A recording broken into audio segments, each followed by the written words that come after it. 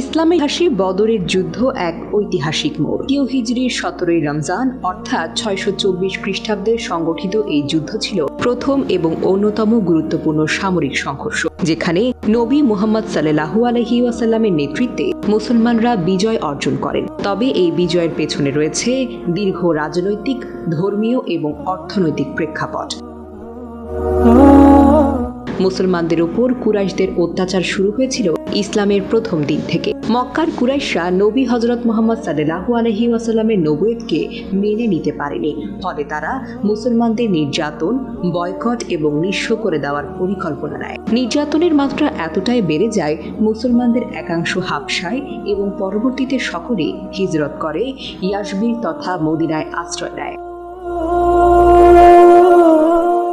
মদিনায় এসে মুসলমানরা প্রথমবারের মতো একটি সাংগঠনিক রাষ্ট্র গঠন করে, যেখানে মুহাজির ও আনসারদের মিলিত সমাজ গড়ে ওঠে। নবী করিম হযরত মুহাম্মদ সাল্লাল্লাহু আলাইহি ওয়াসাল্লাম মদিনার বিভিন্ন গোত্রের সঙ্গে মৈত্রী চুক্তি করে একটি শান্তিপূর্ণ রাষ্ট্র গঠনের চেষ্টা চালান। তবে মক্কার কুরাইশরা মদিনার এই রাজনৈতিক জাগরণ মেনে নিতে পারেনি। হিজরতের সময় মক্কার কুরাইশরা মুসলমানদের সম্পদ জব্দ করে নেয়। মদিনায় এসে মুসলমানরা নিঃস্ব হয়ে পড়ে। কুরাইশরা মদিনার ব্যবসা বাণিজ্যের পথ বন্ধ করে দেয় এবং বিভিন্ন গোত্রকে মুসলমানদের বিরুদ্ধে উস্কে দেয়। এর ফলে মদিনায় মুসলমানরা প্রতিরোধমূলক ব্যবস্থা গ্রহণে বাধ্য হয়। একসময় খবর আসে, আবু সুফিয়ানের নেতৃত্বে একটি বিশাল বাণিজ্য কাফেলা সিরিয়া থেকে মক্কায় ফিরছে।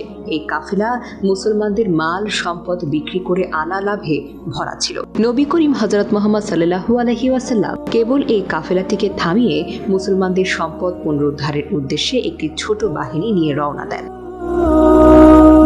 স্টাইল হোক রুচিশীল, পরিচয় হোক রাজকীয়, e-commerce platform palace of classy, যেখানে ফ্যাশন মেলে আত্মবিশ্বাসে। শীতের হুডি হোক বা গরমের আরাম, আমরা আছি আপনার পাশে। 100% অরিজিনাল প্রোডাক্ট, দেশের যে কোনো প্রান্তে, ফ্রি হোম ডেলিভারি। অর্ডার করতে ইনবক্স করুন এখনই। Palace of classy, be classy, be confident. Abu Sufyan কাফেলা রক্ষার জন্য সাহায্য চাইলে কুরাইশরা এক বিশাল বাহিনী পাঠায়। প্রায় 1000 সৈন্য নিয়ে তারা বদর নামক স্থানে পৌঁছায়। এদিকে মুসলমানদের সংখ্যা ছিল মাত্র 313 জন। আজ যুদ্ধের জন্য প্রস্তুত ছিল না, কিন্তু আত্মরক্ষা ও ইসলামের অস্তিত্ব রক্ষার স্বার্থে তারা এই চ্যালেঞ্জ গ্রহণ করেন। সংখ্যা ও অস্ত্রসজ্জায় মুসলমানরা ছিল অনেক পিছিয়ে, কিন্তু তাদের ছিল ঈমান, আত্মত্যাগের মানসিকতা এবং নবীজির কৌশলী নেতৃত্ব।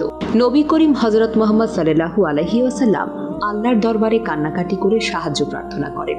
কুরআনে আল্লাহ প্রতিশ্রুতি দেন, আমি 1000 ফেরেশতা প্রেরণ করব যারা তোমাদের সাহায্য করবে। এই যুদ্ধ শুধু একটি সামরিক সংঘর্ষ ছিল না, এটি ছিল ইসলামের অস্তিত্ব রক্ষার লড়াই।